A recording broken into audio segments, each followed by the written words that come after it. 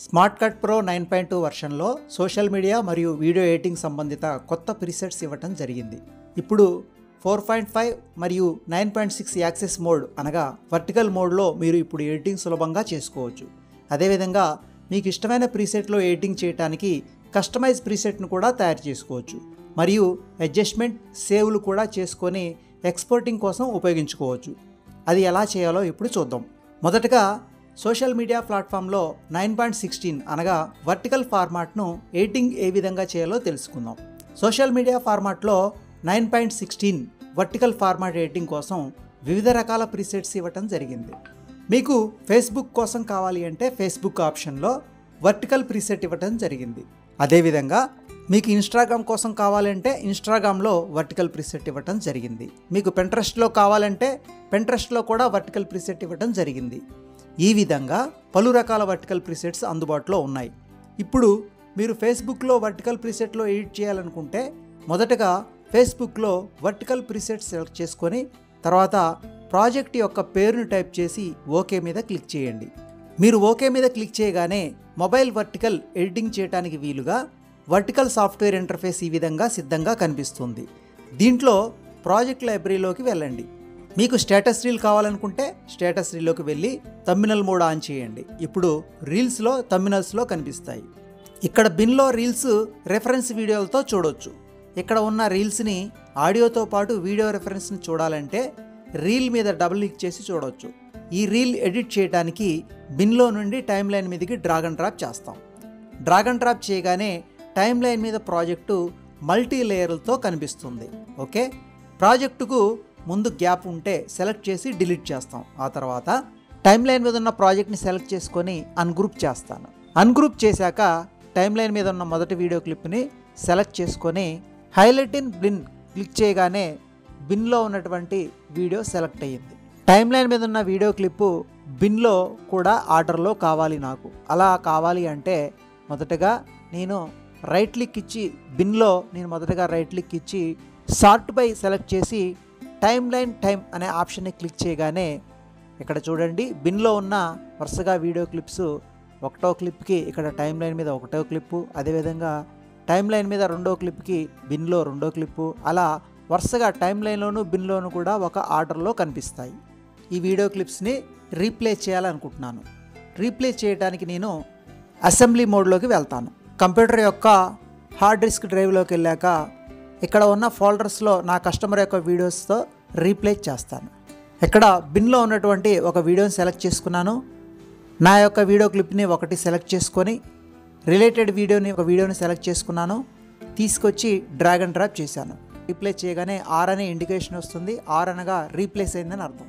అదేవిధంగా ఒక వీడియోని రీప్లేస్ చేసుకోవచ్చు. మల్టిపుల్గా అన్ని వీడియోస్ను కూడా ఒకేసారి సెలెక్ట్ చేసి అన్ని వీడియోస్ను కూడా రీప్లేస్ చేసుకోవచ్చు. ఇప్పుడు సోషల్ మీడియాకు సంబంధించిన కంటెంట్ అనేది రెడీ అయిపోయింది.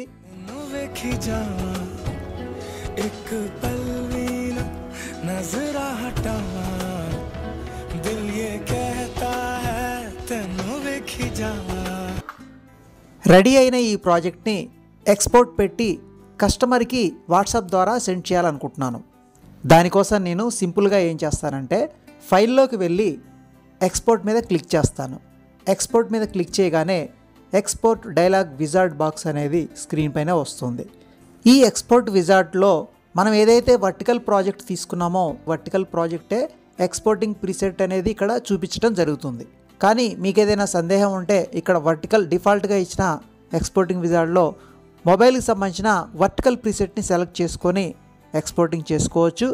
అదేవిధంగా మీరు వాట్సాప్ సోషల్ మీడియాలో పంపించడం కోసం 60 MB కంటే ఎక్కువగా ఉంటే వెళ్ళదు కాబట్టి 60 MB లోపు మీరు చేంజ్ చేయాలంటే చేంజ్లోకి వెళ్తారు. ఈ చేంజ్ అనే ఆప్షన్లోకి వెళ్ళి వాట్సాప్లో సెండ్ చేయడం కోసం 60 MB వరకు మాత్రమే ఎక్స్పోర్టింగ్ పెట్టాలంటే దీనికోసం నేనేం చేస్తానంటే చేంజ్లోకి వెళ్తాను.